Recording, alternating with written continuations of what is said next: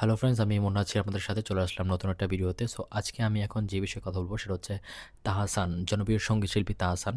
তো তাহসান ভাইয়ের অনেক বিশাল বড় ফ্যান ছিলাম। তার একটা সময় তার নাটক দেখতাম, তার গান শুনতাম অল টাইম। সো যদিও এখন তার নাটক আসে না, তার নাটক দেখা হয় না, বাট মাঝে মাঝে তার ক্লিপগুলো দেখি এবং তার গানগুলো সচরাচর এখন শোনা হয় না, বাট মাঝে মাঝে শুনি। খুবই সুন্দর গান গাইতো সে, খুব সুন্দর অভিনয় করতো, তার নাটকগুলো খুব ভালো লাগতো, অপূর্ব টাইপের, নিশু ভাই টাইপের। সো তার সেকেন্ড ওয়াইফ যে রোজা রয়েছে, তো তার সেকেন্ড ওয়াইফ রোজা, তো তার সাথে আজকে একটা নিউজ দেখলাম, ডিভোর্স হয়ে গেছে তাদের। সো এটা তাহসান সঙ্গীত শিল্পী তাহসান সে নিজেও স্বীকার করেছে, হ্যাঁ তারা এখন একসাথে নেই, তারা ডিভোর্স হয়ে গেছে, তাদের সেপারেট অবস্থানে আছে। সো এই বিষয়টা খুবই অবাক লাগলো আমার কাছে, কারণ তারা এত সুন্দর করে ভালোবাসা করে তারা একে অপরকে বিয়ে করলো। সো আমি ভেবেছিলাম হয়তো এটাই, তারা দুজন একসাথে অনেক দিন পর্যন্ত থাকবে, এটা হয়তো শেষ বিয়ে, বা হয় না যে হাতটা ধরেছে এই হাতটা যেন মৃত্যু পর্যন্ত থাকে, বুড়ো বয়সেও যেন থাকে। সো আমি ভেবেছিলাম হয়তো বুড়ো বয়সেও থাকবে, কিন্তু আনফর্চুনেটলি তাহসান ভাইয়ের খুবই ব্যাড লাক আমি বলবো, তার ওয়াইফ এবং সে এখন একসাথে থাকছে না, তারা সেপারেট হয়ে গেছে। সো এটা কেন হতে পারে, আপনাদের কি বলে মনে হয়, এটা অবশ্যই আপনারা কমেন্ট করে জানাবেন, এবং আমার চ্যানেলটা যারা সাবস্ক্রাইব করেন অবশ্যই সাবস্ক্রাইব করে নেবেন। আমি একটা জিনিস বিশ্লেষণ করতে চাই, আসলে কি মিডিয়াতে যারা কাজ করে তাদের গার্লফ্রেন্ড, তাদের বউ, তাদের রিলেশন কেন টিকে না?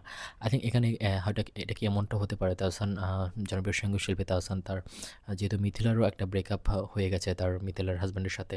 সো এখন এই জন্য কি তাহসান মিতালে তারা দেখা করে, তারা কথা বলে, দ্যাটস ওয়াই কি রোজা আই থিঙ্ক এটা নিয়ে মাইন্ড করেছে, বা যেহেতু প্রেম করে তাহসানকে বিয়ে করেছে রোজা, সো রোজা আই থিঙ্ক এটা নিতে পারে না, রাগ করে, মাইন্ড করে। সো এই জন্য আই থিঙ্ক তাদের মধ্যে একটা দূরত্ব সৃষ্টি হয়েছে বলে আমার মনে হয়।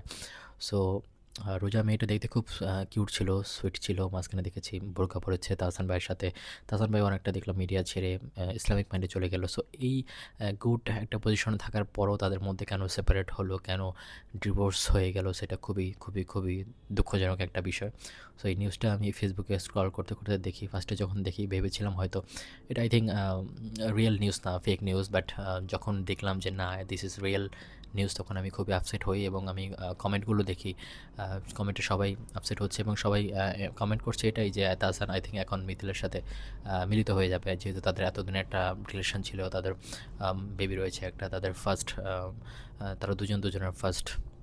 সো তাদের সাথে এখন একটা প্যাচ আপ হয়ে যেতে পারে। সো আপনাদের কী বলে মনে হয় তাহসানের ব্রেকআপ কী করে কেন হলো, কী কারণে হলো?